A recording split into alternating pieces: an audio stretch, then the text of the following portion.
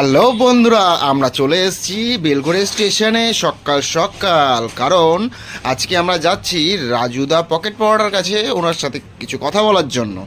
আপনারা যদি চান তাহলে আসতে পারেন আমাদের সাথে শিয়ালদা স্টেশন থেকে কোথায় যেতে হবে আর চলুন আপনাকে দেখাচ্ছি, কারণ আমরাও জানি না এক্স্যাক্টলি উনি কোথায় বসে। সমস্ত ফুড ব্লগারদের হাত জোর করে মাথা তবে নত আপনি করে বুঝতেই বলছি, পারছেন আজ যে থেকে ফুড ব্লগারদের কাছে উনি বারবার রিকোয়েস্ট করছেন যে আপনারা আমাদের কাছে আসবেন না। যদি আপনি আসেন তাহলে আমার কাজের শেষে আসুন, আমার কাজের জায়গাটা নষ্ট করবেন না। এই করার জন্যই যাচ্ছি। চলুন, আমরা পৌঁছে গেছি শিয়ালদা স্টেশনে। এবার যাচ্ছি। হিসাবে পরোটাকে বড় করে 3টে পরোটা, আনলিমিটেড তরকারি, একটা কাঁচা লঙ্কা, এক টুকরো পেঁয়াজ দিয়ে মাত্র 30 টাকা দাম করেছে।